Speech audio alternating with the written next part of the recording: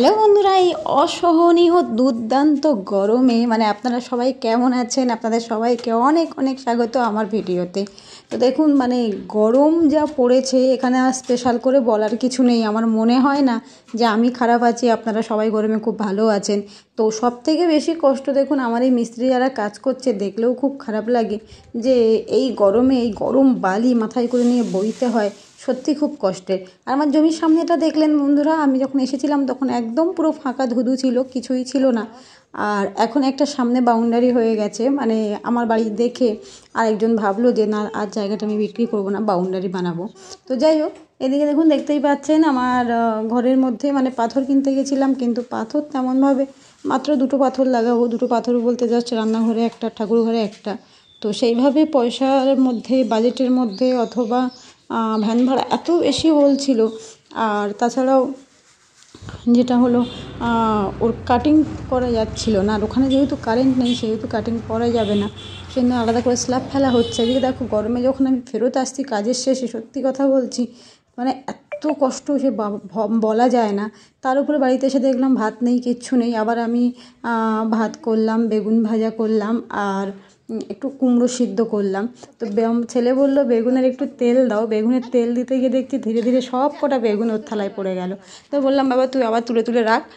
তো আবার তুলে তুলে দিল।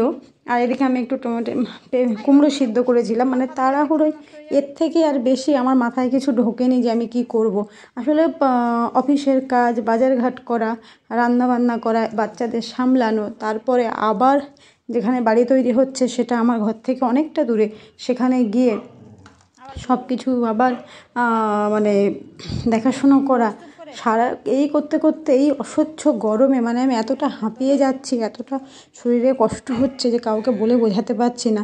কিন্তু এই যে বলে না, একা মানুষ হলে জীবনে অনেকটা স্ট্রাগল করতে হয়। এদিকে দেখুন রান্না তো করলাম, কিন্তু খেতে বসবো কি, কারেন্ট নেই। তো কারেন্ট নেই, এবার গরমে ঘামছি, এদিকে পেটে খিদে এমন চুঁচো ইঁদুর ডাকছে যে না খেতেও থাকতে পারছি না। তো ভাবলাম চলো কোনো ব্যাপার না, খাওয়াটা খেয়েই নিই, কারেন্ট না হয় পরে দেখা যাবে কি করা যায়। এদিকে আমি খেতে বসেছি। দেখুন আমার মেয়ে সুজি, সে কি সবসময় আদর, যেহেতু আমাকে সারাদিন সেইভাবে পায় না, আর আমি যে হাওয়া দিচ্ছি ভাতটাকে ঠান্ডা করার জন্য, ও ব্যাস সেই হাওয়াটা খাওয়ার জন্যই কিন্তু আমার কাছে পড়ে আছে বন্ধুরা।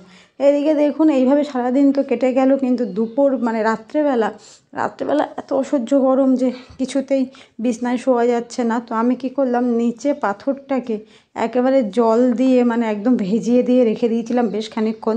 রাখার পরে তারপরে যদিও সয়পাত দিয়ে জলটাকে সরিয়ে দিয়ে ওখানটায় শোয়ার ব্যবস্থা করি, আমি নিচে পাথরেই শুই। কিন্তু পাথর আজকাল এত গরম হচ্ছে, শীতকালে এত ঠান্ডা আর গরমে এত গরম যে ধারণার বাইরে। তো বন্ধুরা আপনারা সবাই কেমন আছেন? সুস্থ থাকুন, ভালো থাকুন, আমার ভিডিও দেখুন, লাইক ফলো কমেন্ট অবশ্যই করবেন। আর আমার বাচ্চাদেরকে কেমন লাগে অবশ্যই জানাবেন। আর দেখতে পাচ্ছেন তো এই দুটো বদমাইশ এত গরমের মধ্যেও কী করে যে এত এনার্জি লেভেল এদের দুজনের কাজে দেয় আমি বুঝি না। আমার মেয়ে সুজি দেখছেন জানলায় বসে আছে, ও কিন্তু একটু কম মারপিট করে, ওর মারপিটে অত ইন্টারেস্ট নেই যতটা এই দুজনের। তো নমস্কার বন্ধুরা, দেখা হবে আবার অন্য কোনো ভিডিওতে।